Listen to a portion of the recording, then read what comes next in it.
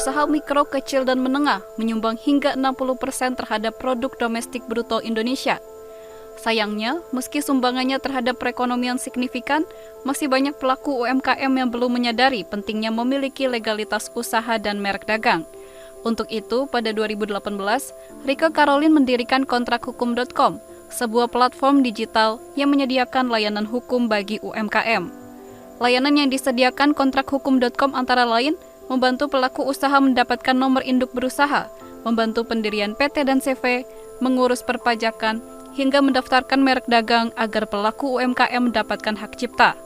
Melalui platform ini, Rike juga memberikan edukasi bagi pelaku UMKM terkait pentingnya dasar hukum dalam setiap proses usaha yang mereka jalani. Yang terutama adalah mereka punya kepastian dalam menjalankan usahanya. Karena dengan punya badan usaha, mereka akan punya akta pendirian atau kita sebut sebagai anggaran dasar dari usaha yang mengatur bagaimana jalannya usaha ke depannya, bahkan pembagian peran dari para pelaku usahanya. Nah, si anggaran dasar ini membuat pelaku usaha itu tidak mudah goyah. Jadi kalau nggak ada legalitas paling 3-4 bulan kalau mendapatkan tantangan mereka mudah untuk udahlah tutup aja atau tidak jadi menjalankan idenya. Tapi dengan memiliki legalitas mereka jadi terlindungi, memiliki badan, menjadi sahih sehingga lebih semangat untuk meneruskan usahanya. Tapi terlebih daripada itu kita lihat manfaat yang kepada konsumen. Kalau kita misalnya lagi beli online, kita kan suka transfer ke rekening, begitu rekening pribadi kita sendiri sebagai konsumen tuh nggak percaya. Nah, kalau kita punya legalitas, rekeningnya itu terpisah dari rekening pribadi kita karena sudah menjadi rekening dari badan usahanya. Nah, itu konsumen lebih percaya. Kemudian pendanaan dari baik lembaga perbankan maupun non-perbankan itu juga biasanya menyasar pada UKM yang sudah punya legalitas, setidak-tidaknya NIB, nomor identifikasi berusaha, yang telah menjadi KTP dari usaha kita gitu. Ini sudah wajib sekarang. Lalu juga kalau di beberapa kegiatan pemerintahan, itu pendanaan atau fasilitasi itu biasanya diberikan hanya kepada UKM yang sudah memiliki legalitas. Nah, dasar dari NIB yang paling sederhana ini cukup dengan pemilikan KTP dari si pemilik usaha. Lalu nanti ada informasi yang harus di-declare atau dinyatakan oleh si pelaku usaha. Misalnya seperti permodalan berapa yang mereka gunakan dalam usaha, jumlah orang yang terlibat dalam usaha, dan lain sebagainya. Seperti menakar volumenya. Kemudian baru akan dikeluarkan NIB sesuai dengan skala usahanya. Apakah memang mikro, atau kecil, atau menengah, atau besar.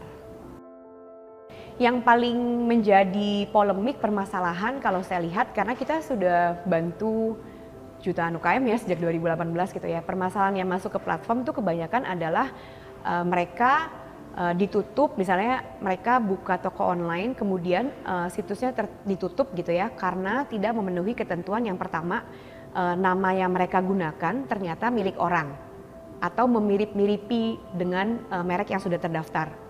Untuk itu kita harus tahu bahwa ketika melakukan usaha kita harus punya satu keunikan dalam nama usaha yang kita sebut sebagai merek dagang tadi. Dan yang kedua, setelah kita punya keunikan, kita jangan lupa menganalisa apakah merek tersebut melanggar orang lain. Lalu kalau sudah clear kita mendaftarkannya. Nah, proses yang pertama ini saya lihat angkanya paling besar, 80% lebih dari 80% pelaku usaha yang masuk ke platform kontrakhukum.com itu berpolemik atau bermasalah dengan pendaftaran merek dagang. Semua usaha itu berimbang ya, punya potensi yang sama besarnya untuk mengurus legalitas. Jadi it's the matter of para pelaku usahanya niat atau tidak sih. Nah, niat itu kan bisa dari karena tadinya belum teredukasi, sekarang tahu, oh ternyata dengan legalitas malah menguntungkan saya.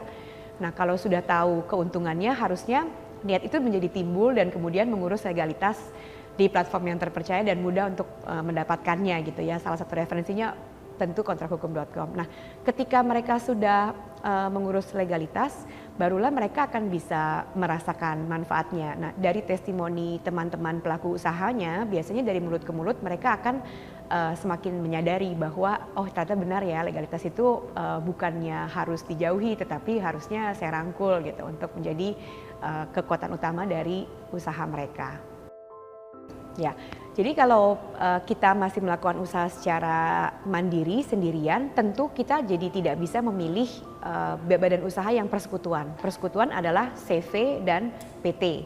Nah, dua ini membutuhkan persyaratan lebih dari satu orang, jadi minimal itu 2 orang.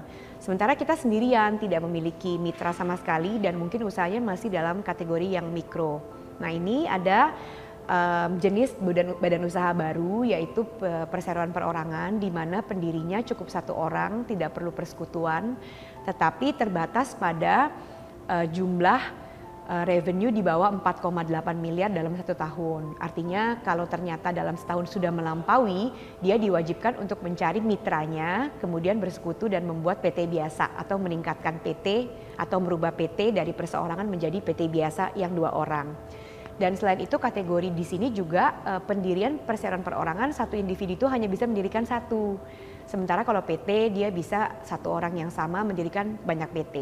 Jadi karena kategorinya yang sempit, dia hanya khusus untuk perseorangan dengan jumlah revenue yang ditaker atau jumlah penghasilan omset setahun yang ditaker, kemudian juga hanya bisa didirikan 1 kali oleh 1 orang.